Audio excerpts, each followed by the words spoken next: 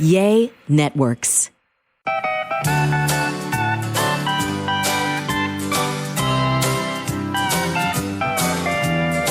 Welcome to another episode of A Sandwich and Some Lovin'. I'm Kelly Raspberry Evans, and this is my husband, Alan Evans. Hey, Train in the house. And for the 300th time, this is A Sandwich and Some Lovin's podcast. 300. Three hundo. I said it the right way after that last letter, remember? 3 bills. I know. You got into a big who's 12 pounder is bigger contest with an English teacher. It wasn't a 12-pounder, but it was, I took what she said to heart. So there you go. Happy 300th episode, baby. How did we do it? We just kept showing up. We kept showing up. Well, one of us did. There was a couple where I was like, nah, I'm not going to do it today. That's true. No, that's not true. No, that is true. Well, it maybe happened one time. Twice that I can think of. Did it happen twice? Yeah, at least twice. Where I said I will not work under these conditions? Yeah, and I had to do it solo. Oh, no. It happened twice. Oh, no. Hey, I had to do it one time by myself. I was out of town. Yeah, me and Roberto Ehrman. And then I did it one time with Amy, my friend Amy. And then I've done it a couple times solo. You did it solo once. I did. Yeah. I forgot what happened, but I just couldn't make it for some reason. I don't know. I tell you what, that was hard. Is it? It is. I much prefer playing ping pong with you. Oh, thanks, baby. Ham and egging it. Yeah. Well, it is our 300th episode. When Alan and I first started the podcast in June of 2017, we would drink. Yes. And we got out of the habit of doing that. So in honor of our 300th episode, we're going to drink. And I've grabbed a Buzzball, my favorite flavor being horchata. And what are you drinking, baby? I have a Jim Beam Black on ice. Okay, well, I'm going to crack mine open and you're going to toast me. Okay. That's our tradition. Hey, get the mic down there so they can hear it. Well, why don't you hold your mic down?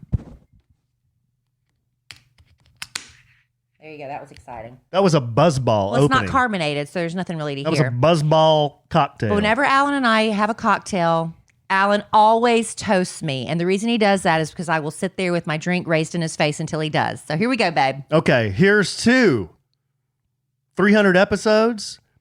Here's to all the good, strong listeners. Here's to all the sweet, clean listeners. Here's to all the very, very best customers who, let's face it, if we didn't have them, we'd have nothing. We'd have absolutely nothing. Well, we wouldn't have the podcast, Wouldn't have the podcast. but we'd have other stuff. Well, they got to listen to the Kid Craddock Morning Show nationally syndicated, too. Yeah. So at least there's that. So there's that. So we appreciate the listeners putting up with this buffoonery for 4 years. We appreciate you and we love you desperately. Cheers. Cheers Hopefully to you, y'all are babe. having a little something with us, unless you're driving, listening in the car. Cheers to you putting up with me, too, for 4 years. Well, you don't have to agree. Love Buzzballs. Anyway, thank y'all for being here. I know Alan's got a lot of stuff planned. He asked, I think he went on Instagram and asked people for their favorite memories or questions or something like that. So that's going to be a lot of fun. I have he hasn't given me any hints as to what we're going to be doing tonight. So I'm excited. You got nothing? Well, as to where the questions are. I mean, you got nothing. No, I always bring something. Oh, okay. I got backup plans. So if I got in a pinch, you'd have something. Oh yeah, always. Oh, okay. Well, I thought we would make this episode all about the listener. I think it should be. All about the listener. So what I did, I put was it a question? Yeah, I put a question out on the social media and asked people to give me their favorite podcast bit, story, moment, whatever. And I got a lot of response. So good. I thought we'd maybe just go Take through a trip down memory lane. Down memory lane, maybe maybe tell some of those stories again, maybe just comment on some of those just for fun. Love to. And I also asked folks to give me, it's been a while for those of you who may be a new podcast listener. You may have some questions about this, what this podcast is about, who in the hell I am, what we do. Who in the hell I am? Yeah, what we do. Like they think they just absolutely accidentally stumbled on the podcast for the first time. Right. Have you ever accidentally listened to a podcast? Not accidentally, but I've stumbled on podcasts before. People suggest to me podcasts, and I'm sometimes really surprised. But I don't know who the hell the hosts are sometimes. Like Business Wars. I like Business Wars, but I somehow stumbled on that, and it's a really great podcast. Well, you hear usually like an ad for another podcast during a podcast or something. Or if you like this, you'll like that. Yeah. Right now, you know what I'm listening to? Idle Memories. It's Nigel Lithgow. You remember the very first season of American Idol when Kelly Clarkson won? He was a guest on the Kid Craddock Morning Show a while back and talked about his podcast was launching. And at the time, it hadn't even launched yet. Well, now I've been listening, and he's given all sorts of behind-the-scenes scoop and stuff, and it's really good. If you watched American Idol that first season, I don't watch it anymore hardly. It's Katy Perry now and Lionel Richie and that country guy, Luke Bryan. Yeah. But when it started, it was Simon and Paula and Randy, and it was a takeoff of a British talent show. Good eye, mate. But it's all the behind the scenes stuff and stories, and it's really, really interesting. I watched the first season. I watched the season with Ruben. Yeah, the first 2, 3, 4 seasons were good, and then I was out when like Fantasia won it. I was like, wait. Well, see, I stopped. What is this? I think the year Carrie Underwood one, I didn't watch that one at all. I just kind of, after a while, you kind of lose interest. Right. And then he's promising in a couple of more episodes that he's going to talk about the Mariah Carey Nicki Minaj feud. All the behind the scenes stuff with that. So if you're looking for something, I listen to so many murder, drama and stuff. If you're looking for something, try it. I like it. It's called Idle Memories. Idle Memories. Yeah. Good tip, man. IDOL. Idle. Okay, being the you're talking about podcasts, being the 300th episode. Look at me on our podcast advertising. Pitch another one. podcast. Isn't that sweet of me? There you go. So when we started 4 years ago, it was a different. It was a different time. It was a different place. It was a different house. A different house. We weren't even married when we started. We weren't married. We were engaged. And how in the hell did we get into this? Boss Man George, he saw podcasts were really becoming a big thing. And, everybody has a podcast now. This was almost 4 years ago. And he started offering podcasts to the people in the back of the office, the people behind the scenes, because, when you're in the radio business, a lot of times you want to be on the radio. They're listening in the room. They're like, oh, I want to be on the radio. And so he thought this was a shot, giving them a shot to express themselves creatively and to have fun. And so you have Loose Lips and Childbearing Hips. That's Lacey and Amy's podcast. On Cloud Wine, which is Amy and oh my God. Anna. No. On Cloud Wine's not Anna? I said Anna? Amy. Did I say Anna? You said Amy. Yeah, that's wrong. It's Anna and Alicia. and Alicia. Yeah, I went blank there for a second. There's the Shut Up podcast with Nick and Part-Time Justin, Chatty Daddy. So there's a lot of people that have, podcasts that are sister podcasts. So he kept asking me to do it. And I was like, I don't want to do it. I don't have time to do it. I'm planning a wedding. But weren't we the OGs? No. Who was the first one? I probably Shut Up. Oh, Nick and Justin. And but they started Loose just Lips. like right before us. A little while. And then Nick, and then Loose Lips and Childbearing Hips too was before us. All those were before us. Anyway, I kept telling George, I said, I just don't have time. I'm planning a wedding. We're combining families. There's a lot going on. And anyway, he just finally convinced us to try it. And we did. Hey man, so I'm gonna set you up with these microphones and this recorder. Hey man, you can just do it at home. I mean, you don't even have to leave the house. You don't have to leave the effing house. You just do it at home. I mean, I sat on the floor in the living room. I mean, this is child's play. Hey man. And I think the first podcast maybe was 15 minutes long. Maybe. Yeah, I remember at your house when we met, the house that you were in. We did one on the floor in the living room. Yeah. And then we moved to that room that I kind of took over as the man room. And we sat on the floor. On the floor and did it. And then we moved. No, we do some at the studio. The first couple we do at your studio. Remember those? That's right, because we tried to take phone calls. The very first one we did at your studio because we take phone calls. I think so because we wanted Robert to help us. And I remember the first time we got an ad, I spent the whole podcast talking about it. Well, how is that different? How's that different than now? Stop it. Oh. But I spent the whole podcast because I was so excited. We finally got an ad. And we didn't make hardly any money, but it was like I was just so excited. But that was fun. Yeah, we've come a long way, baby. We have come a long way. No, it's been a lot of fun. So and we did our first live appearance at Macera's restaurant, and we didn't know what to expect, and I was a nervous wreck. And we had about 50 people show up. Yeah, that was 50, fun. 70, something like that. It was really fun, but we were nervous wrecks. We didn't know what, we were just, because when Alan and I are doing the podcast, it's just us talking, and now people are staring at us talking. And it was just weird. And I asked JC to please come by, and didn't you and he sing a song or play a song or something? I think so, yeah. And we Yeah, had other we people did. come We by. It played a was just, song. we were nervous wrecks, and everybody was so sweet Well, I felt like we brought the energy down because once we started talking, everybody stopped. to listen. They just stopped. Everyone stopped what they were doing, and they just sat there and listened, which was cool. But Nerve wracking. yeah, because everyone was partying and having a good time, and then we start recording, and then everyone felt Yeah. like they had to be quiet. Yeah, I think the And they best thing didn't. to They do. didn't have to be quiet. They didn't. I would have preferred they just kept mingling, Right. because it was different. But and then we ended up, we loved meeting everybody. So we got to do something else. So then we decided, hey, we're going on vacation. Why don't y'all come with us? Yeah, And that led to the first podcast family vacation in 2019. yeah. We went to Mexico with a bunch of. Well, we had about 40 people. Yeah. And then we were going to try to do it in 2020. Obviously didn't happen. So we're doing it again in 2021. But we really do love getting to know so many of the podcast family. We have a chat room when we record the podcast on our YouTube channel.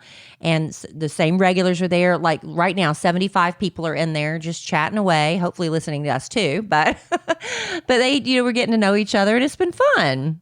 Yeah, it has been. And one thing, to be serious, guy, a little bit. One thing I'm real proud of with our podcast is how I feel like we've brought some people together. Like there were people that wouldn't know each other unless Right. it was for the podcast. Right.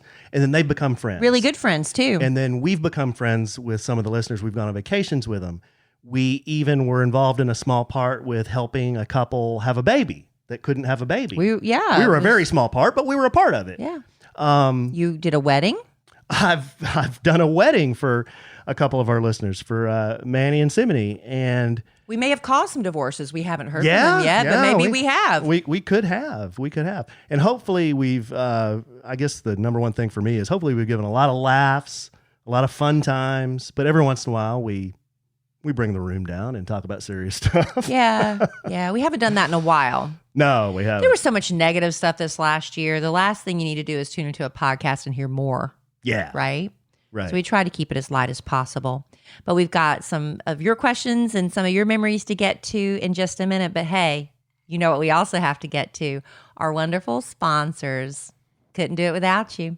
Everybody loves bacon. Duh, right? I love bacon.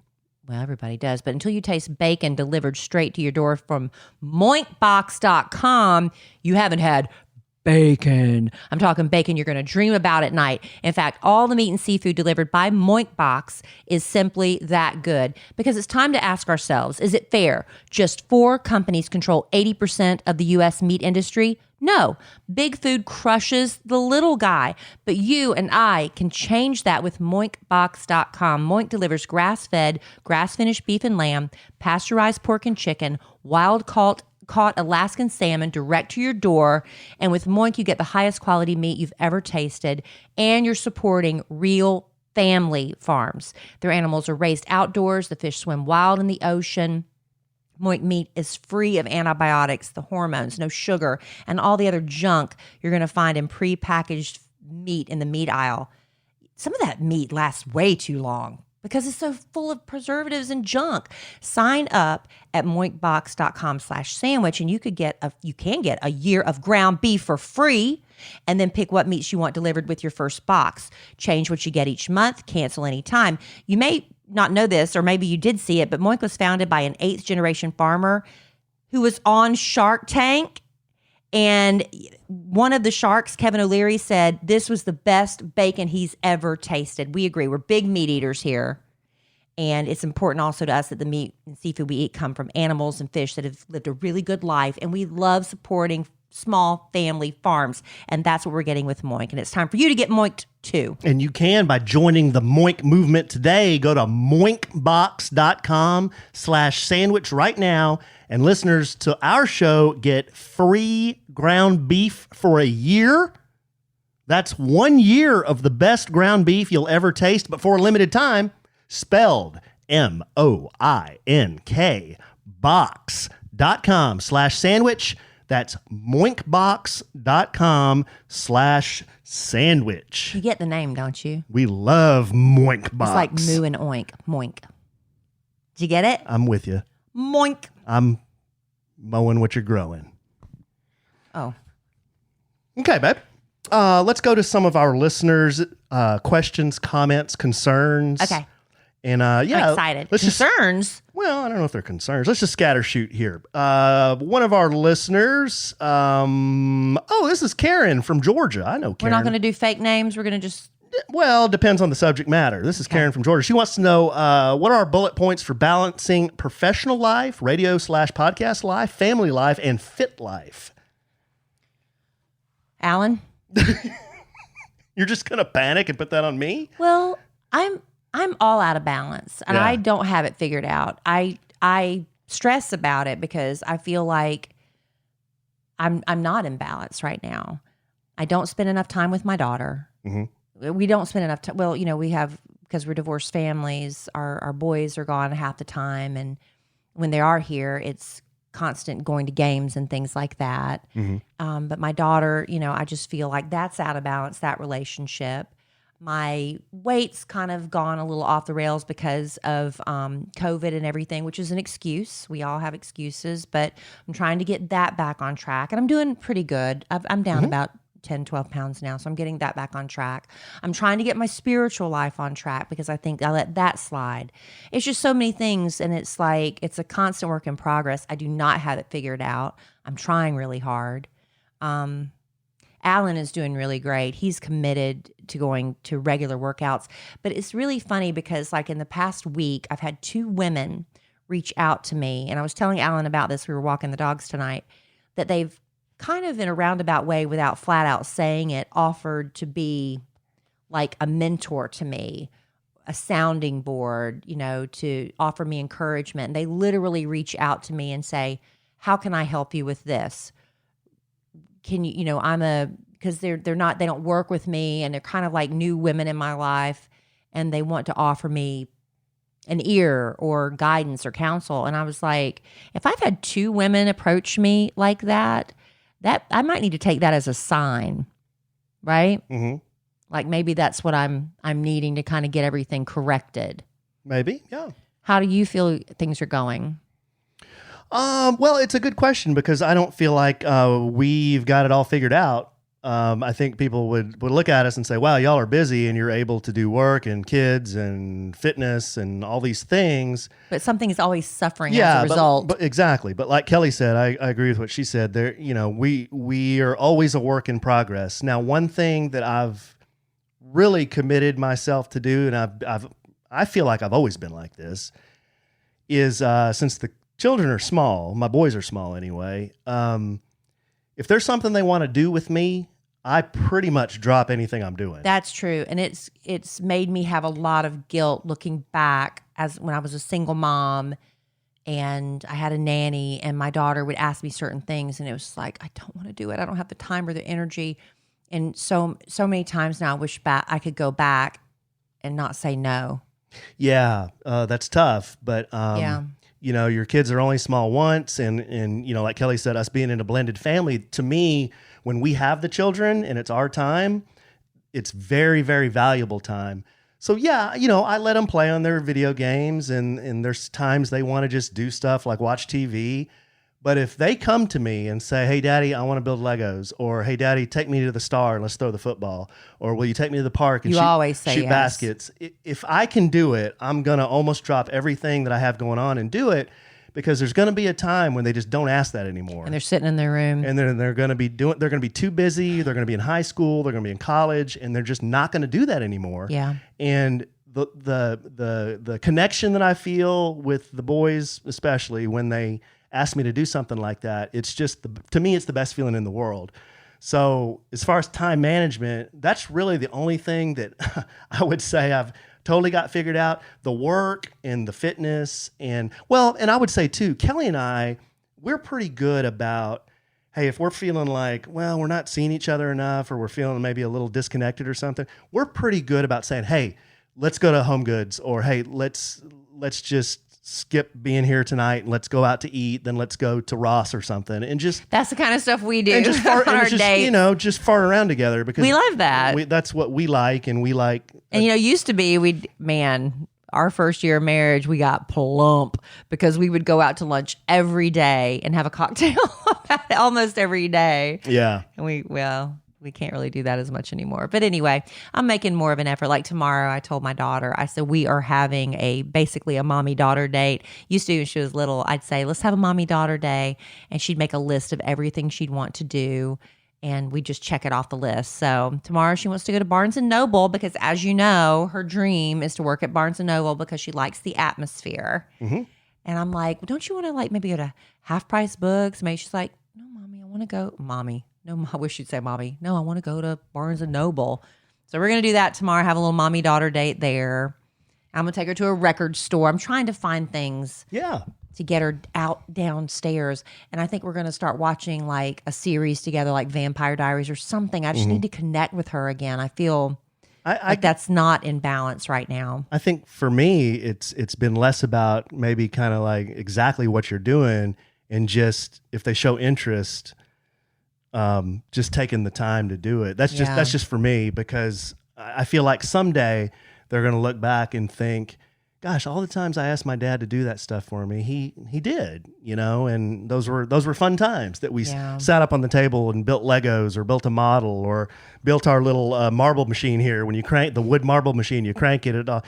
Cole and I still talk about that. And Dylan and I talk about playing Star Wars and doing Legos all the time, So someday when they're older, hopefully they appreciate that. Yeah. But anyway, it's a good question, Karen. We don't have it figured out. I'll tell you what. I mean, you may think we do, but we do not. Another question we got is, now that we've gotten all soft on that first one, give me some annoying things your spouse does, but you overlook.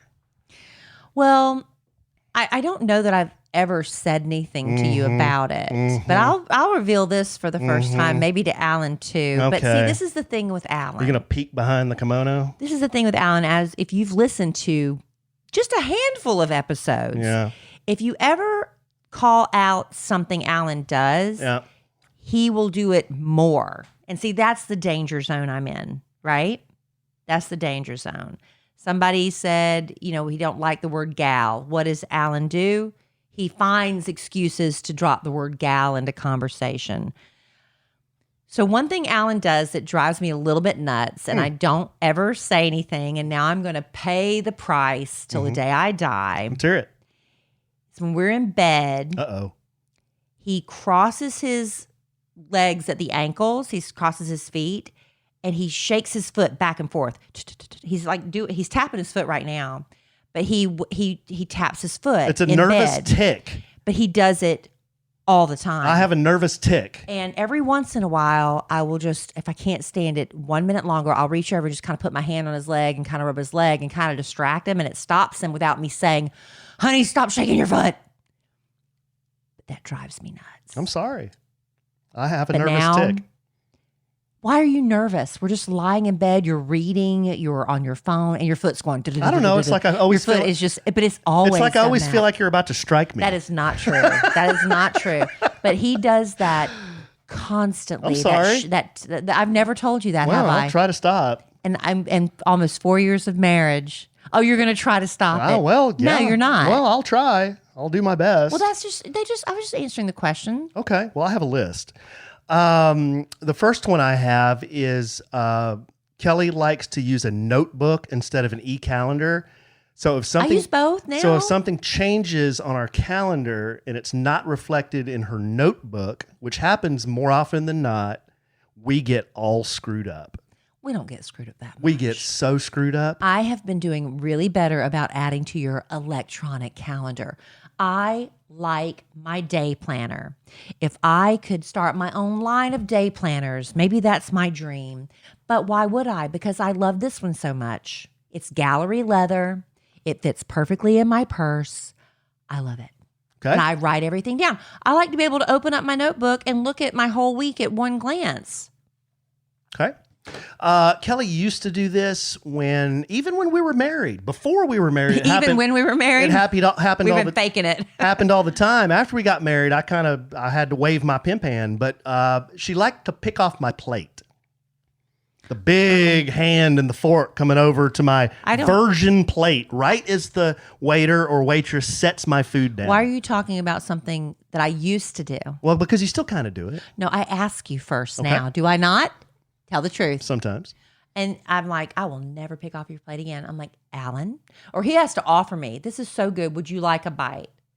But I've never understood why I can't just reach over and bite off your plate. We're married. Married. And then the last one, I just had 3. The last one is you still get really bent when we go to the movies and I order my popcorn. I don't. I just do it now. No, you get bent. I can see your body language. I can see it in your face. I don't. When I asked the guy, I said, extra salt. I want double butter and I want double salt. Would you like me to layer the butter? Yes. Would you like me to layer the butter? Would you like me to layer the salt? Yes. And then he gets a little ramekin of more salt so he can sprinkle it on. Look, see how disgusted she was? Disgusted. I was mad the first time he wouldn't share popcorn with me though. But then he made it so salty I couldn't eat it. So now we don't care how much it costs. We're getting our own popcorn. That almost caused a breakup. That and Words with Friends. He is the worst. We've debated that. Somebody challenge him to Words with Friends and see how obnoxious. And it's serious. If we had not stopped playing Words with Friends, we would not be married this day. And I don't cheat either. Yeah, but he plays like a word, XU. It's 500 points. I'm like, I've never even heard that word. You got to know the 2-letter words. That's the key to Scrabble. You got to know the 2-letter words. Pain in the ass. Okay, here's another one. Unpopular opinions. People love it when we do unpopular opinions. Give me some. Well, you have to start because I don't like Grease. I think it's silly. I think Top Gun is overrated. I think the whole movie Top Gun was overrated. Really? Absolutely. Why? I didn't buy the love story. I thought it was dumb. I didn't buy the love story with Kelly McGillis. I don't think Elf is funny.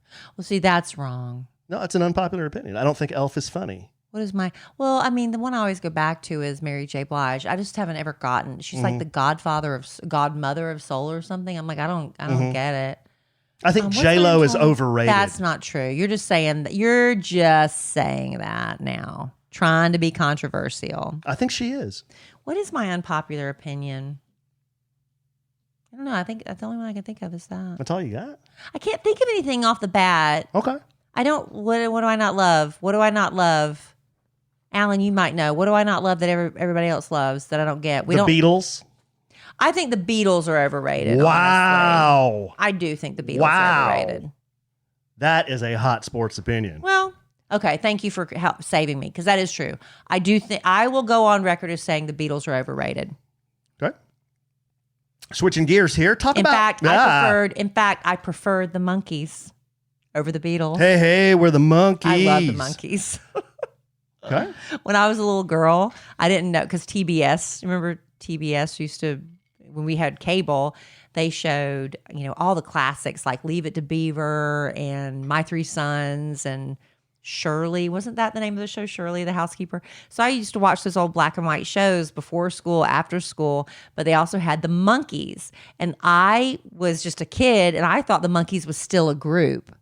So I would send them fan letters and I couldn't understand why I never got an answer back. And then when I got older, I realized, oh, well, they weren't a group anymore. But I got their records. I would listen to their records all the time. I loved Mickey so much. Mickey was my favorite. And I didn't know any better. But anyway, I love the Monkees. I think U2 is overrated.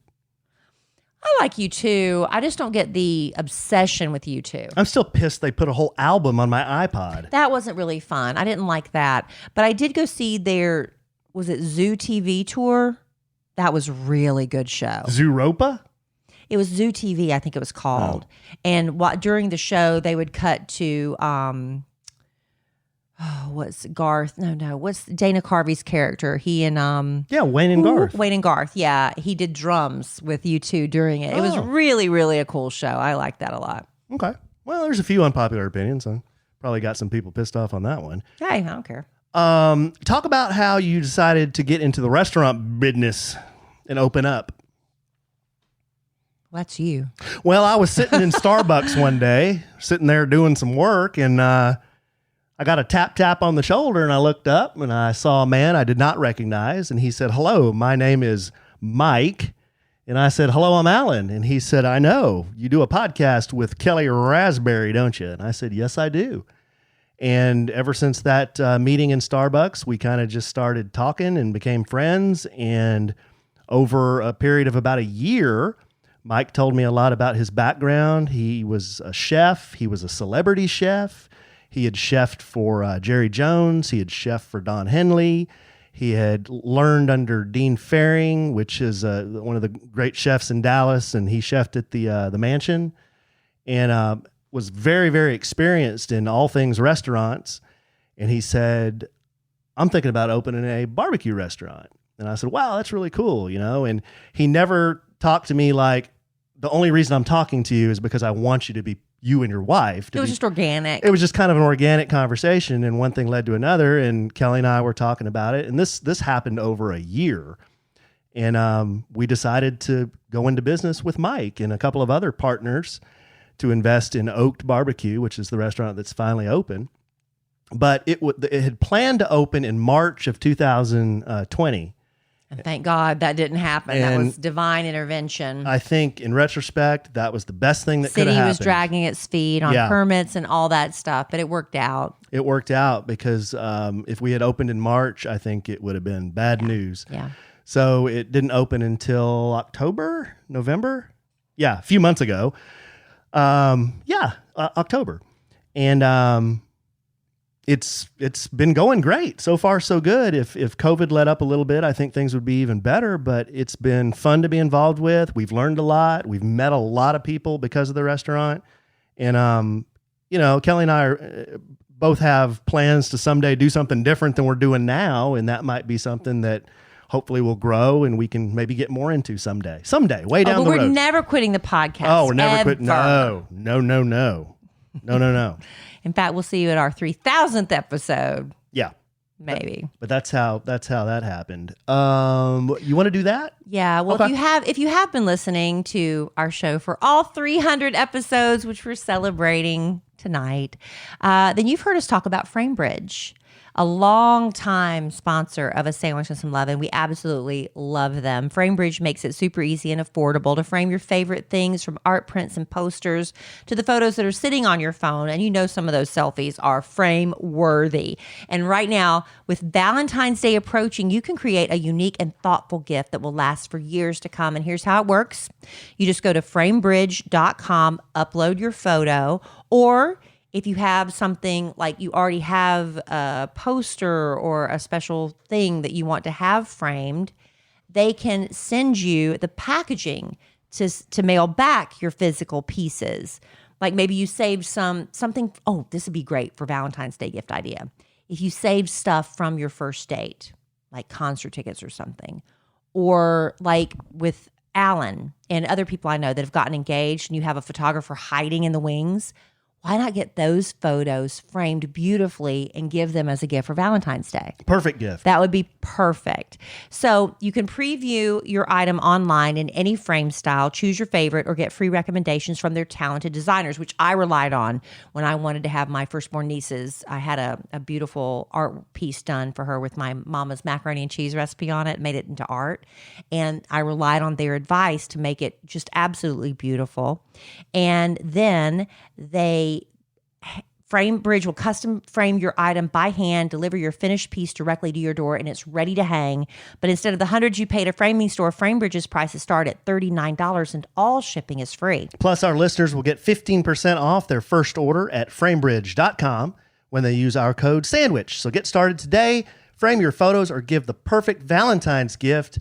And you can do that by going to framebridge.com and use promo code SANDWICH to save an additional 15% off your first order. Just go to framebridge.com, promo code SANDWICH. One more time, babe. Framebridge.com, promo code SANDWICH. And now back to your regular program. We love FrameBridge. We do. In fact, the picture over Alan's head right now, he got done with FrameBridge. One of the OG sponsors. Mm-hmm. Okay, here's another one. and then we'll move on to another subject matter. Is it suitable for straight men to wear women's clothes or accessories like Harry Styles? I don't care. I truly don't care. It's not, this is what I've always said. When you're a celebrity and you're on stage, it's way different than just the average guy walking down the street. But now the lines have been so blurred. You know, you've got so many social media influencers and people like that. So I don't even bat an eye at it anymore. It doesn't bother me. I don't care. I grew up, I love Duran Duran. Look back at what Duran Duran was wearing. They were wearing eyeshadow. They were wearing puffy sleeves. They were wearing earrings and makeup. And it's like nobody said anything. And so I don't care. It does not bother me. Yeah, here's my thing. If a dude wants to wear something that looks like a blouse, pick another guilty. fight. I've done it before. That's a truth. I mean, We've got evidence. My sister called me out. She goes, dude, you're wearing a blouse. And I'm like, this isn't a blouse. This is a Robert Graham. She goes, no, that's a blouse. And I'm like, okay, well, I have a blouse on, whatever. And so there's so many other things to be concerned about. You no, know? but seriously, clothing. I went to the Grammys last year with Bad Influence Jeff. You should have seen some of the stuff that dudes were wearing. And, you're just like, okay, whatever, dude. Arts, they're expressing themselves, you know? You want to wear that? Fine. I don't hate. I wouldn't wear it personally. Exactly. It's like, fine. You knock yourself out. Now, here's the problem I have. Yeah. If a dude puts on a Big Bird outfit, it's a dude in a Big Bird outfit. Right. He's not Big Bird. Right. He's a dude wearing a Big Bird outfit. Okay. So if he wants to call himself Big Bird, more power to you. You call yourself Big Bird all you want, but you're a dude wearing a Big Bird outfit. All right. Okay? That's my personal, that's my hot sports opinion on that. I don't care. But here's the thing, like when I was in high school or whatever, and I thought, like Billy Idol was super cute, right? But then you're like, if I was bringing Billy Idol home to meet my parents, I'd be a little embarrassed that he was dressed all like Billy Idol. But the reason I liked him was because he looked like Billy Idol, but he's also on stage and in music videos. I think it's important to be appropriate. I always like dressing appropriate. Appropriate. I remember going to a wedding one time and one of my DJ's friends went. And my DJ friend, he always wore, I called them Linus shorts, the ones that they're almost like culottes for men, I guess you'd call them. And he wore high top sneakers and he had, he always wore a baseball jacket and t-shirts and a cocked baseball hat. Cocked. But we're going to a wedding and he shows up dressed like that. I'm like, come on, just show a little respect for the room. That's my thing. I get when you want to express yourself artistically, but I just want you to show up appropriate for the occasion. That's it for me. Right? Like Kelly, some of my favorite bands in the mid-late 80s, not so much in the early 90s because it turned to grunge, but in the late 80s was Poison, Bon Jovi, Guns N' Roses. Yeah. These dudes wore fishnet. They had teased up hair. They wore lipstick and eyeshadow. But if you're bringing them home to meet your mom, you don't want them looking like that, And at the time, I'm thinking, okay, that's just their. You didn't think anything of it. I didn't think anything of it. I'm like, okay, that's just what's cool right now. So why is Harry Styles getting grief for it? I didn't give Harry Styles. I'm saying, grief. but he is. That became Candace Owens. So that was the big controversy. Candace Owens said, we need our men to be manly. But I'm like, he's a musician. Who cares? He's doing music videos. Who cares? He's on Vogue magazine. Who cares? That's not my fight. Yeah, I don't disagree that you need manly men. I do not disagree with that at all. You need manly men. Because you have a man in a dress doesn't take away from your masculinity. No. I can. You know what I'm saying? Exactly, and that's what I'm saying. So I don't care. I can be manly. I can burp and fart and scratch my nuts and put my feet on my desk. And a dude can wear. Well, I would rather a dude can wear a Big Bird outfit and a blouse and whatever, dude. I would rather whatever. Harry show up in a dress than you do that in front of my parents. Yeah, you know I'm not going to do that. I know because you have to be appropriate for the room. Right. So there's that. Okay. And I'm sure we offended somebody with that. No, I'm sorry. We think we so. aren't trying to offend anybody, but I don't care. There are bigger fish to fry than that. But you know, we've been to a furries convention, and I know the furries. Wow, that was crazy. And y'all. I know the furries. They put on a squirrel outfit, and they say, "I'm a squirrel." That was an accident. You're not a squirrel. You're not a squirrel. You're a dude in a squirrel outfit. That was an accident. We accidentally stumbled into a furry convention. That was crazy. That's another thing we talked about on the podcast. Yeah, people were walking around either simple enough, like where they just had maybe a fake tail coming out of their jeans. That was like the basic. But some people were walking around in full on head to toe, like you were at Disney World, you know, the costumes they wear. And from what I understand, those people have sex like that. That's what I've heard. They what? Yeah, yeah. So how does that work? I have no idea. I guess you just leave the head on? Wait, I don't know. You leave the head on? Well, I mean, because it's like leave the anonymous. like the helmet or Yeah. the helmet. I don't know how that would work. I did not ask. The bishop's But helmet. again, I don't care. Unless my kid tells me she's going to a furry convention, I don't care. My kid tells me she's going, I got a problem with it. I don't want my daughter going to that. You just run Mr. Happy through that, a hole in the I have no idea, Alan. There's no need to be graphic. In the uniform or something? I don't know. You brought it up. You're expounding and it's not necessary. If you bring up the subject But it's of not necessary to people expound. having sex in furry uniforms on this podcast, I'm going to explore Well, that. then I apologize for bringing it up. All right. Okay. So we also asked our very dear, very best customers what their favorite moments were of the podcast. Here's kind of a smattering of what they said. One of the most frequent answers was, I couldn't pin down one. I just love listening, and I've listened to every episode. Some people said I've listened to every episode multiple times. Wow. That just blows me away. How is that possible? It's very nice. Well, how is that possible? Well, you watch repeats of Friends and you watch repeats of but they're funny. sitcoms. Well, I don't know. Yeah. Okay. Someone loved it when I forgot to hit record. Yeah. Why would you take pleasure in my misfortune? Kelly was very angry at me. I wasn't angry. I was just defeated. You were very angry. I was You defeated. You said, "Damn it, Alan! Damn it! Damn it! Damn it!" Or did you say "damn it" 3 times or Alan 3 times? Alan, Alan, Alan, something like that. I don't remember. Oh, okay. Well, they loved it when I forgot to hit record. The segment Kelly claps back. Someone also called it slaps back or clap backs. They love that. Yeah, I don't even know how to say it half the time. It's Kelly claps back.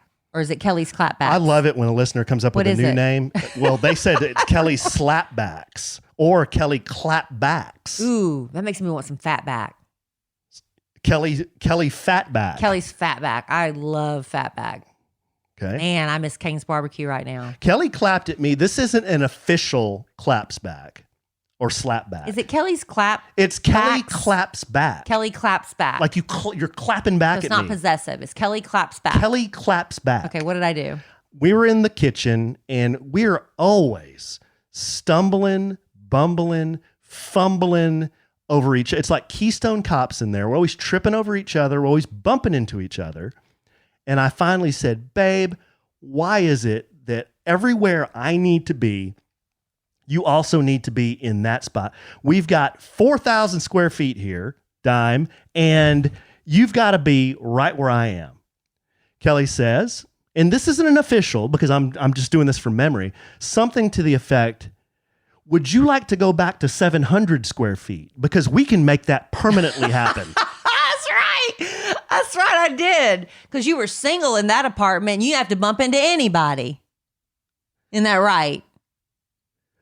And then my rebuttal was, it wasn't 700 square feet. It was 1,000 square feet. Not. It was.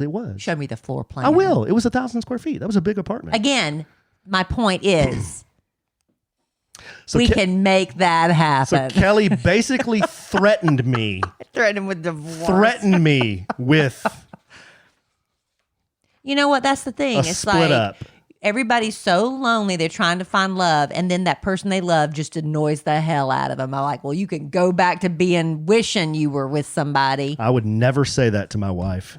You're so sweet. Someone loved our customer service number.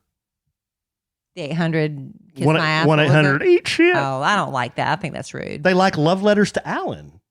We could do that again. We could haven't do done more that of in a long time. Oh, we did it this year. Didn't Yeah. we do it in January? Yeah, we haven't done that in a long time. We can do that. I get so many love letters to Kelly on the Kate Craddock Morning Show. Nationally syndicated. Seriously, it was so many. We started a podcast. So there's a Love Letters to Kelly podcast, which drops every Wednesday at 10 a.m. Central, if you want to check that out, with producer Robert Ehrman. And so one day I just brought in, there's just literally no way to answer them all. So Alan answered some. We'll do that again. Okay. We had several listeners say they loved, again, My Misfortune, the KFC bathroom story. Yeah, that's a bad one. This is when I'm cruising down the tollway for something. I think I was going to meet you, or I can't remember exactly what happened. Was your dad with you at the time? No, That's a different one. I shit my pants that time. But no, this time I was getting to the point where I was about to shit my pants, and I got bubble gut. Oh, God. And then I had to pull. I literally was about to pull over on the side of the road, but I saw a KFC. Remember? And see, Alan insists he has no issues with his I don't have any gastro- issues. I don't have any issues. Who has this happened to you on more than one occasion? Everybody's had a situation where you have like a stomach virus or a bug, and you're like, oh my God. You have one incident. Alan has multiple incidents. That's not normal. It's not, but here's what I've cut out of my life. The China buffet. The China buffet. I miss the China buffet. I miss the so China much. buffet too, but the amount of times that I've had to pull over and almost shit my pants, it has dropped to zero because I don't eat at the China buffet anymore. When I ate at the China buffet, every time I had to run to the bathroom. Can I go to afterwards. China buffet without you? You can go to China buffet without me because the China buffet has loads of MSG. I love MSG. High in sugar. I love sugar. High in salt. And I have to run to the can. Well, anyway, I had to pull over. I ran into this KFC, and then there was no TP. I just basically released the hounds of hell, and then there was no TP. I'm like, That's something you always. I guess to be women. kidding me. See, I think women know better. Women know to check. Women know to check because no matter what, we need it. No matter what happens. So the only thing I can remember is I needed to go somewhere to get some paper, but I've got not to get into too many graphic details. How could you get less graphic? But I'm in a bad situation right now. I got my pants around my ankles and I got no TP and I just released the hounds, right? So it's not like I can pull my pants up. So I had to crab walk out of my stall and pull some of that hard construction paper out of the paper towel holder. Well, there was a dude I standing. hope you didn't flush that. You would have clogged the whole system for everybody. Well, there was a dude standing there and he's kind of looking at me and I'm looking at him. I'm like, why didn't you help me? So then I crab walk back into the stall and then wipe with that sandpaper, which really hurt my rear end. You're being graphic. Well, that's what happened. That's the KFC bathroom story. I don't know what episode we covered that, but Yeah, if you go back and listen to all of them, you'll find it. the microphone cover bit. Yeah, you've kind of stopped doing that. There's always a method to my madness. I know. When we started the podcast, we used to do it on Facebook Live. It's again going back to when you tell Alan something annoys you, he will do it times 100. We used to do the podcast on Facebook Live, and I wanted to really grow the podcast fast, and that's one reason we thought it was a good idea. George didn't. We thought it was a good idea to put it on Facebook Live. Right. He wanted us he thought it would hurt our numbers because people are listening to it on Facebook. They wouldn't listen to the podcast. We honestly had so many people watching us on Facebook, but it kept glitching and pixelating. So we moved over to YouTube. Right. But the reason I did the microphone cocked bit, this is a peek behind the kimono, is because it would drive people nuts. Yeah. Somebody said something. Somebody You need to said straighten something. Your mic. Yeah. One time it was just inadvertently not straight, and then somebody said something. Will you straighten your mic? Well, they told me to straighten the mic, and I'm like, Yeah. Because no, I'm not going to straighten the mic. So the more Don't tell me what to do. No, so the more that it was crooked, the more people would comment on it. And the more they would comment on it, the more chats there were, the more people would notice it. And I just looked at it as, hey, they're helping us with our marketing here because they're just talking about the podcast. So that's why I did it. And plus, you don't want anybody telling you what to do. Well, that too. But part of it was because... Right, gal? Part of it was an easy way to get people to just And by the way, comment. I won't be able to sleep tonight because he's going to be shaking his foot so much. People love it when we let them into our personal life and share our journey. Yeah. Yeah. Yeah. Yeah. Okay. They loved meeting on the family vacation. Yay. Well, hopefully we'll meet new people and see some old friends again on this next family vacation. If you want information on that, kellyandallen.com/vacation to get information. Our trip is coming up the week of July 4th, and we'd love as many of you as possible to go. Yeah. They love promo code Kelly. Yes, I told you. Yeah. That should be the That t-shirt. should be my t-shirt, huh? They like it when the presidents pop in. Some people love that. Really? Some people don't love it. Kelly doesn't love it. The one they love the most is Clinton. Yeah. They love it when President or Governor Clinton he's comes a little in. bit He's kind of lewd. Yeah, he's kind of lewd. Yeah. He's lewd. The reenactment and story about Kelly's New York City fall. That's a video they like. That's what Yeah. they like. Because we do have a video somewhere. Can you post a link to that? It's on our YouTube channel. It is on a YouTube channel. The whole long Y'all, version it and then the is short version. I was crying, laughing, because I can still vividly, when I fell in New York City, we were on our way to, it was the coldest I've ever been in my life. It was so cold in New York City. For New Year's, we were there right before New Year's Eve, and the temperature on New Year's Eve was the coldest it had ever been. It was like 0 degrees, right? But we left right before it was then. freezing. I have never been that Oh cold my in my gosh. life. So we're all bundled up, and we have scarves around our faces the whole time because you'd get frostbite and you're snotting. And so every once in a while, because it's so gross, you take your scarf off just to breathe for a minute and not be that wet and moisture. It was so disgusting. And so we're getting ready to walk to the 9/11 memorial. And right when Alan looks down and sees a sign that says, "Watch your step," as he's speaking, I trip. But I've got my arm, I think one in you and my other in my pocket, and I start to fall. And it was just, everybody saw, everybody was like, whoa. It was so bad. People were running up to me. It was a brutal fall. The fact that I didn't break a bone, the fact that I wasn't bleeding. I mean, I had like this big black smudge on my face, but we just wiped it off and it was gone. Well, it was a 2-part fall. You fell to your knees. And then the force and then, just kept me going. And then to your hands, and then your head, because I mean, your head has a lot of weight in it. Your head, Alan. no, your head had a lot of momentum, and then your arms gave way, and then your face hit the It was ground. so bad, and then y'all. the whole plaza. Hundreds of people. Woo! It's like, how do they all be looking at the same time? Yeah, everybody. Whoa! And they all ran over. It was so embarrassing. So we got back to the room, which was the worst room in the history of hotel rooms. Remember? We said that it was like we could hear the people, the foreigners yelling the whole time my with two, gosh. not one, but 2 babies. Yeah. Every time the people on the other side of the wall would turn on their water, it was like, "Wah!" Whenever they took a shower, the whole no. time. We had the heat turned completely off, and we could not open the window. We were sweating. It was the worst hotel room experience. But we got back to the hotel room. I was like, Alan, how bad did I look? Was I so stupid? And Alan reenacted the fall for me and made me laugh because it was so funny. And then he redid it for the video when we got home, wearing his Star Wars pajamas and his hat. Nanook of the North. Nanook of the North hat. It's so funny if you haven't seen it. I die every time I It's see on it. our YouTube channel. Maybe I'll funny. post it for a throwback. Yeah, it's so funny. They liked it that we revealed that our laundry days aren't synced up. Our laundries aren't synced up. Yeah, like What we do on Saturday and Sunday morning, you mean? like I'm a big morning wood guy, and you're more of a. Stop, don't be graphic. Well, I'm not. What's graphic about Don't that? be graphic. What's wrong with morning wood? All right, you want to peek behind the kimono? Let me let you hear my. Okay. No, wait a y'all. minute. Do the Wait. foreplay. Do the foreplay song. Do the song. Oh, Do the song. I'm on the spot. I can't do it. Okay, so this is how I know. Okay, because during the week we're tired. We're older and I we're can't tired. believe you're putting me on the spot on Oh, that. we've never done that. Okay, this No, is the 300th I episode, can't so y'all even- are going to hear. Whenever I know Alan is Saturday or Sunday morning, and when we're ready to do it, Come this on. is what I hear. Come on. Come on, I do it. can't, babe. For the life of me. Me, I cannot remember. I can't, and would never compromise. For the life of me, I was,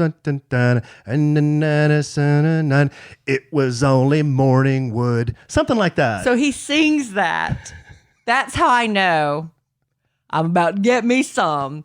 And he swears to me that was the words of the song. I was like, Alan, there's no way that's the word. He's like, yes, it is. That's the words of the song. So we went and looked it up, and that was not the words of the song at all. What are the words? I don't know. He looked it up. Who sang it? Do you remember? Listeners, help He's like, us. we'll just be sitting there. He'll be like, For the life of me. I'm like, I oh, can Lord, never here we go.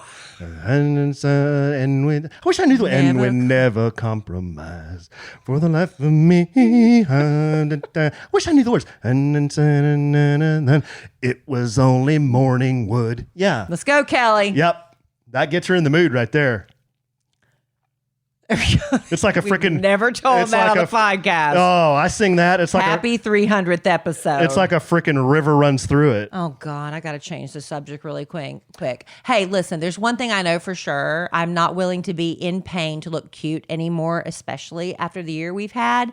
And with Rothy's, you can be super stylish and comfortable with their washable, sustainable shoes and bags. Rothy's carefully crafts their shoes and bags with eco-friendly materials like repurposed plastic water bottles and marine plastic. In fact, Rothy's has transformed over 70 million bottles into beautiful shoes, handbags, and now face masks. From the moment you put them on, Rothy shoes are incredibly comfortable, zero break-in period, and there are so many chic styles to choose from. Of course, the Point in black, their number one seller, over 3,000 near perfect reviews. But Rothy's is constantly adding new styles, new prints, new colors, new patterns.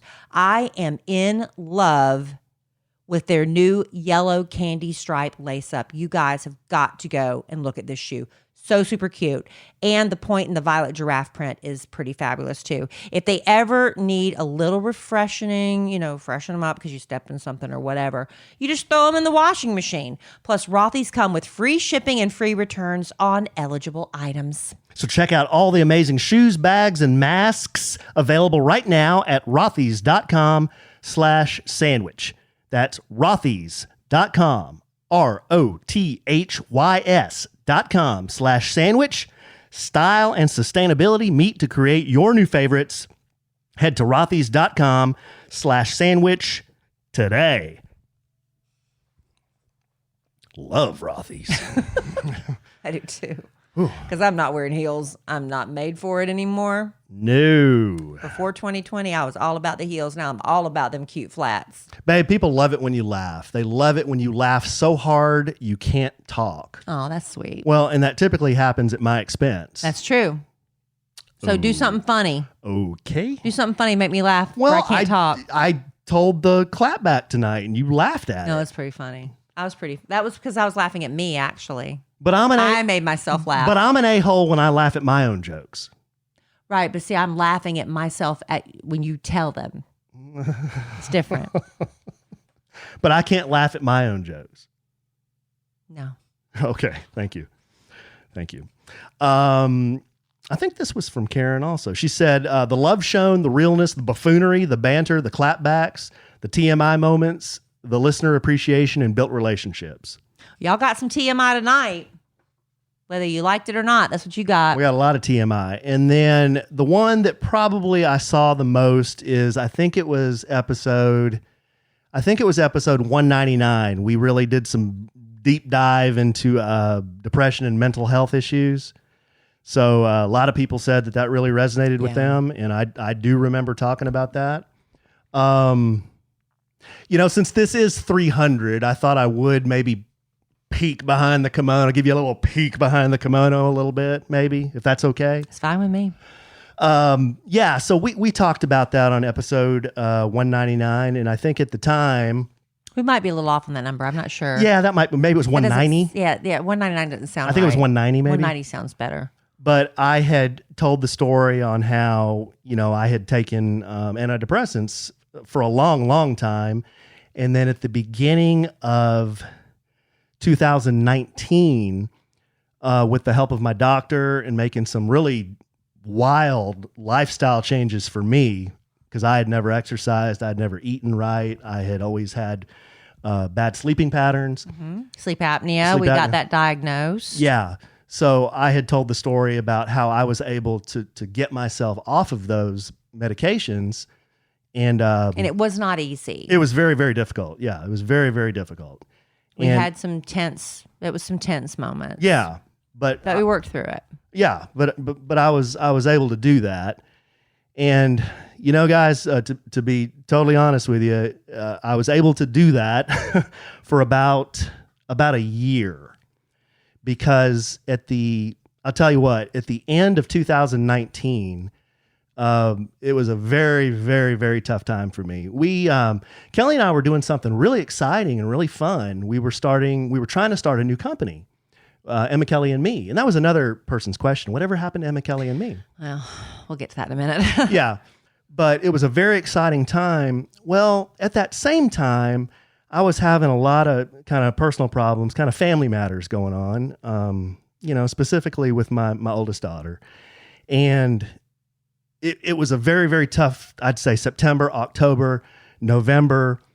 And by Christmas time, I was in a really, really bad spot, and I needed to talk to somebody. So I went to go see a therapist, and I explained to her what was going on. And basically, to make a long story short, and this is a sensitive subject and a sensitive area. You have to be sensitive to that. Yeah, and I can't tell everything, but I can tell you that this was a situation where in a blended family, sometimes things don't work out the way you want them to. And sometimes you want to spend time with somebody, but they don't want to spend time with you.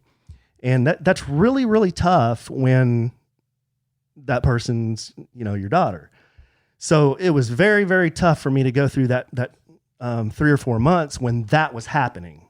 It started, it wasn't like one thing happened and then all of a sudden she was gone. It was little things. It was a little here, a little there, turning this down or this invitation down, and I could feel it slipping away. I could feel it slipping through my hands, and I didn't want that to happen. So I knew where this was going. I could see the writing on the wall. So I went to talk to somebody, and I said, I'm feeling really, really bad. I don't think I can do this without being back on my medicine. And I said, I feel so guilty about it. I said, I told her everything. I said, you just went on the podcast yeah, and told I said, everybody. Yeah, I said just about less than a year ago, I do a podcast with my wife, and everyone looks to us for advice. And I said, I told them that I was able to beat it, and I was able to make these changes. And she said, you're really, really hard on yourself. She goes, you're hard on yourself about everything. She said, you're hard on yourself about this relationship. You're hard on yourself about you having to possibly take medication, which you shouldn't be judging yourself about that. That's part of your physiology. When you have a broken leg, you can fix it. But when your mind is broken, it's your heart. Yeah, and your heart. It's a sensitive subject, and it's a tough area for people to understand. She said, look at it this way.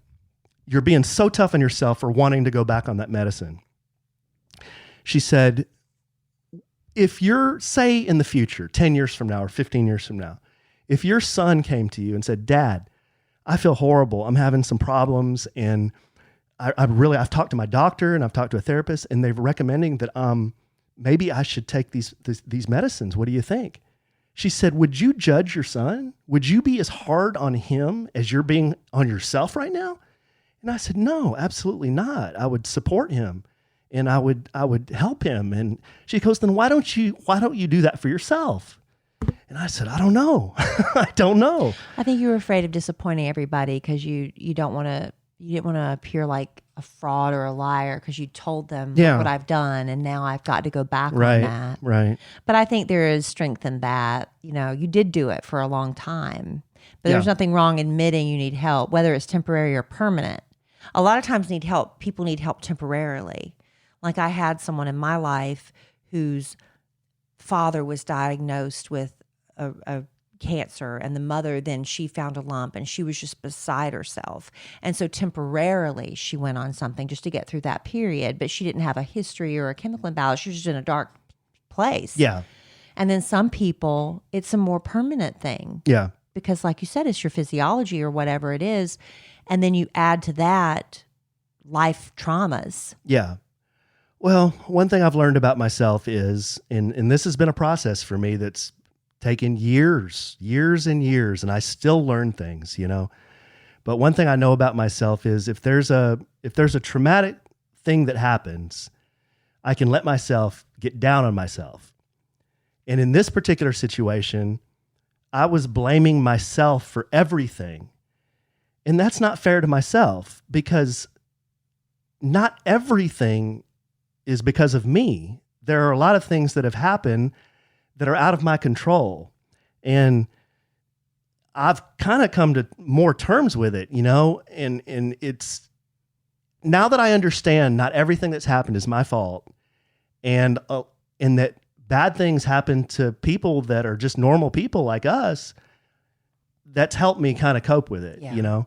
But also being back on the medicine has helped me cope with it. And I explained to you many podcasts back about how it kind of flattens out your emotions, and you know, and it does. It's harder for me to get into a really, really bad place anymore.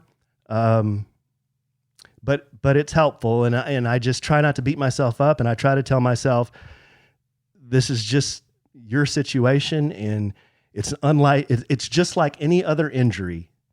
You know, it's just, if someone has a hurt leg, it usually heals.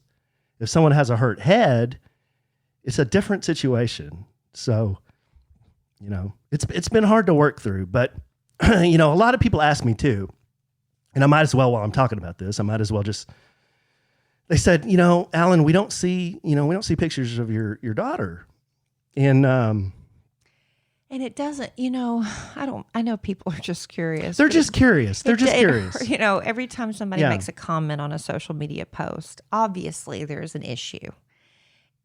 You know, so it's just like, it'd be really kind if people would not do that. Well, you know, because it hurts, and you can't betray you don't want to make things worse. I know, but people just don't know, baby. Like, they're just curious. Obviously there's an issue. Yeah. There's no need to ask. Right. You know?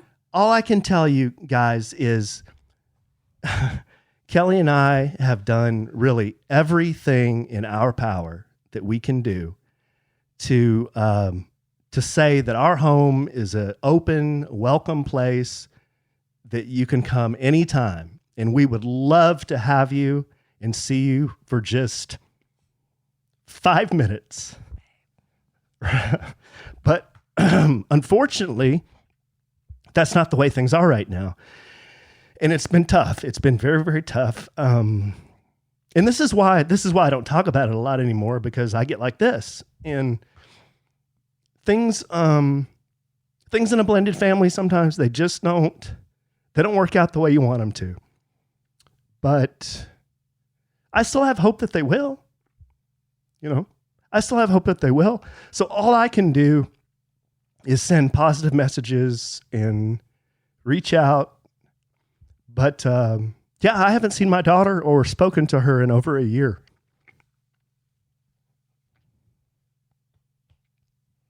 Over a year.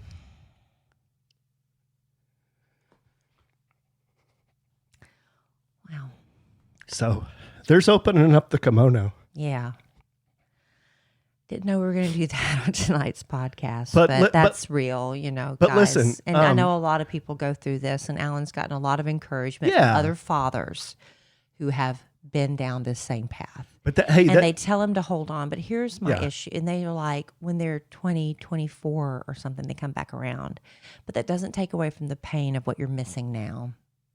And that's what's so hard. So we are hopeful that things will ultimately work out. Yeah. And I'm hopeful. But it's just sad that learning, being there for the special moments and stuff, learning to drive, those first dates and things. And it's heartbreaking. It's heartbreaking. It's tough when, Father's Day goes by. I know. I'm sorry. Birthdays go by, and we don't know. We don't understand. But what can you do? But listen, this is I'm talking about it here in kind of a public. We're family, so right y'all. In a public forum, but this is tough for me, yes, but I know it's got to be as equally as tough on everybody. It's not an ideal situation for everybody. Children young adults, teens, they handle these kind of things in a lot of different ways. And as the adult here, the only thing I can do is try to stay positive, try to be encouraging, just be there, be accessible, be welcoming. And I've done all those things. I guess the frustrating part is there's not any return.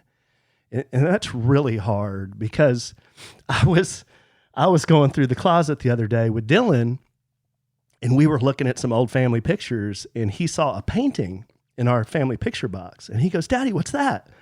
And it's like, "Gosh, I don't know. I haven't seen that in a while. One of you guys painted it." And I turned it over, and there was this really nice message from Brooke. She had painted me a picture, and it said, "Happy Father's Day, Daddy. I hope you have the best day ever."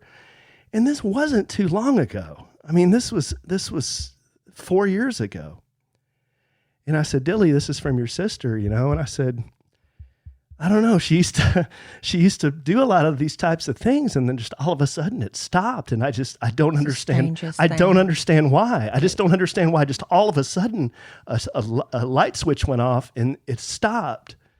So that's the deal. And I know a lot of you are curious and want to know. Well, there you go. You know, I'm just protective of you. So I try not to say anything when people leave those comments. I'm like, "What are you doing?" Yeah. You know, it's like, come on. But I've told Kelly, and I know this is kind of probably tough to listen to, but to turn this around, I've told Kelly, this is happening to me for a reason, and this situation has happened for a reason. And I think someday I'll be able to tell my story, the entire story, and I think I'll be able to help people with it. I really do. I really think that I'll be able to stand in front of people who are going through this, and I'll be able to say, "Man, I was here. I had babies. I got divorced. I was a single dad. I got remarried. Then I had one of them that just didn't want anything to do with me. And then there was a reconciliation, and this is how it all happened, you know?" And I think I'll be able to tell that story someday. I really do. I think that's part of the purpose. I truly believe that. So I think there's going to be a happy ending someday. I wish it was sooner. I just don't think it's going to be real soon. I really don't. And I don't know what else to do. There's not a lot to do. So, well, that took a turn, didn't it? Well, there's episode 300. There's episode 300. That's one to remember. But you know, I know a lot of you are curious, and I don't feel like I'm totally. What's the right way to say it? I don't feel like I'm totally authentic if I don't at least.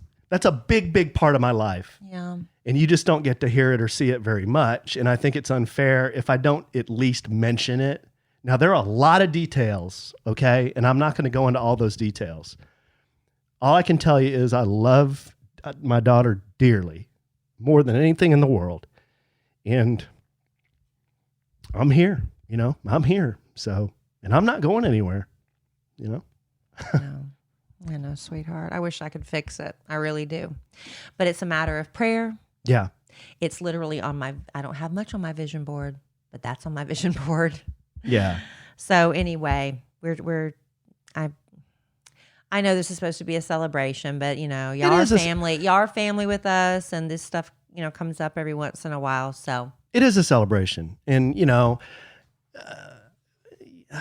I think our listeners know me well enough to know I like to be stupid and goofy and give you a hard time and do silly things and make silly jokes and be lewd and all those things. And and that's the way I am 99% of the time. I really.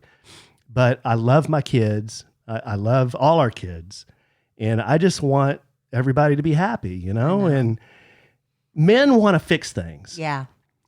I feel like I can fix anything. And I also feel like I have a lot to offer. I also feel like I have a lot of life experience that I can help people with. I can help the kids with. There are a lot of things I can help them with. And it's frustrating for me when I'm not able to do that. You know, it's a tough position to be in. Well, hopefully things will change sooner rather than later. Well, if anybody has any helpful advice on what's worked for you, if you've been in the same situation, we would love to hear it. So, yeah. And some people might say, hey, it just takes time. Like everybody, like we've said, we've heard from so many other dads who've been through this and say it just takes time. So we'll see. Yeah.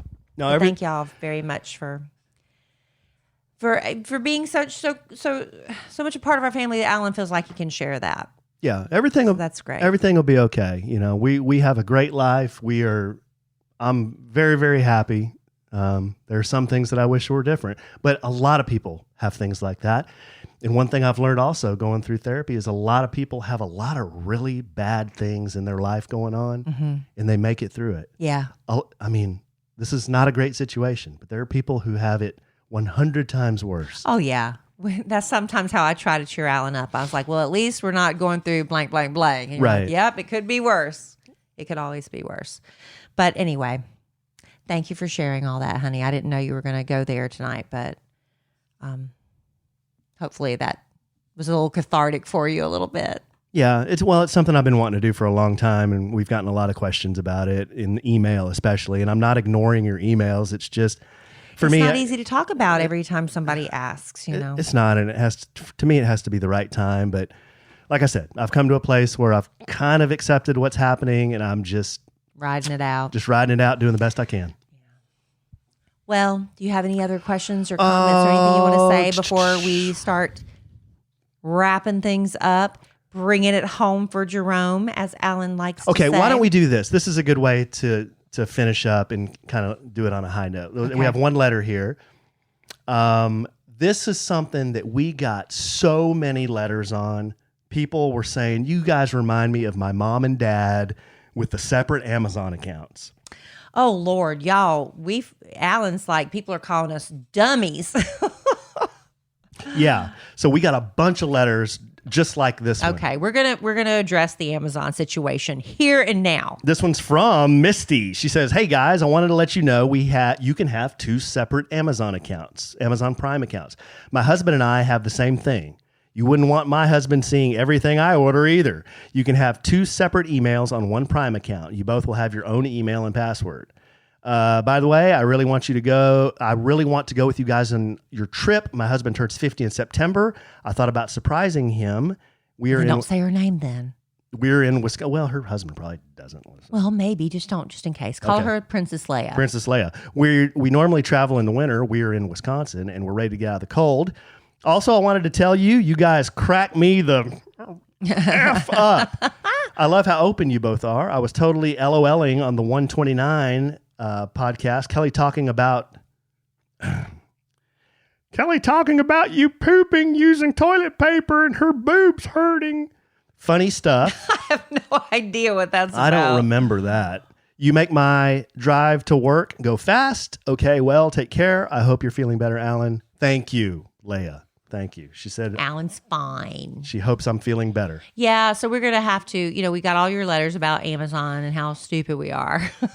We've got to look. We haven't done that, though. Are we going to look at our Amazon accounts and try combining them? I think we should. Do that this week and save some money? Yeah. Yeah, my whole thing was I didn't want Alan knowing what I was buying. And well, I'll get on yours. I don't care. I mean, but that's fine if we can figure it out. I just don't know what to do. We'll do it this week. Okay. Let's look at it this week. All right, we'll do it this week. All right, look, we're going to wrap up episode 300, but we have more episodes, hopefully 300 more and beyond with you guys. But listen, next podcast, we're going to have a very special guest, and I want you to get all your questions in for her. She is known as the Face Matriarch. Her name is Chelsea. Chelsea, and yeah. She does Good my friend of Botox, ours. and I need some Botox done. But let me tell you, I did not go to Chelsea years ago, and I had some fillers put in, and she can go into detail. But the point of the fillers were they were going to produce more, what was it, honey? Collagen? I think so. And to fill in the lines and stuff. But what's happened is I've developed where the collagen is like balling up in my face. I've got like little balls underneath my skin. And you're starting to be able to see them. And I was freaking out. And so I asked Chelsea about it. And she says she's going to be able to inject something in them to dissolve these balls. It's really weird. So she's going to do that. And she's going to give me a touch up of my Botox. Alan is going to talk to her about some stuff he's got going on under his eyes. He's got dark circles and bags. So anyway, she can do everything.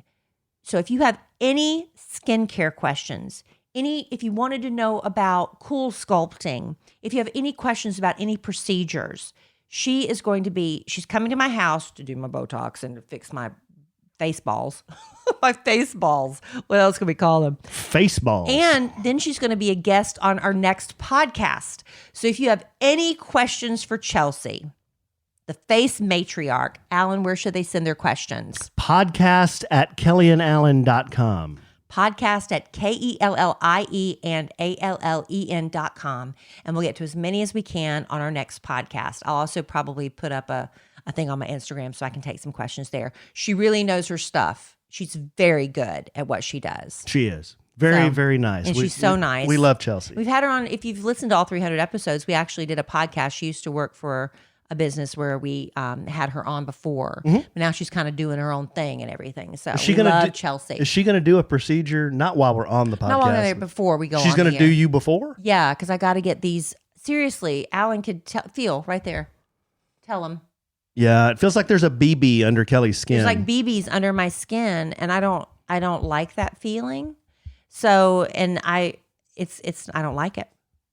But I didn't know it was going to do that. So she said, "Oh, I can take care of that," and she's also going to take care of my wrinkles, and maybe I don't think you have an eye issue. She's going to give you some advice on that. Yeah, I don't know that I'm going to do anything to my face. You're talking about your eyes, though. Well, the dark things under my eyes, I think part of that's hereditary. I think you're fine. My grandpa had it, my dad's got them, yeah, and I got them. And they're not that dark, though. Yeah. I think Allen's just turning 50 and he's starting to overdo the self-care. He's overthinking it. When you saw coconut oil in my bathroom, Allen's really, and he is taking how many protein powders, collagen powders, MCT oil. You really need to go through your routine every day. I'll tell you what, though. Nutrafol. You're taking everything. Nutrafol. You're taking everything. Yeah, I am. I'm taking a lot of supplements. Collagen, every vitamin in the world. Iodine, zinc. Was it bee pollen or pine pollen? Pine pollen. That gives me it was only morning wood. It's supposed to. Wow. What do you mean supposed to? Well, that's what it's supposed to do. Oh, okay. We'll find out this Saturday. All right, babe. Well, we kind of went a long time on this one. That's okay. It's a special anniversary. Yeah. Well, it's not an anniversary. It's a special episode. Thank you for being with us for 303 episodes. Whenever you joined us on this journey, we appreciate it. 300. Yeah. Thanks for listening this long, guys. Hopefully you liked it. And we'll podcast again real soon. And in the immortal words of the great Keanu Reeves, good job, babe. Life is good when you have a good sandwich.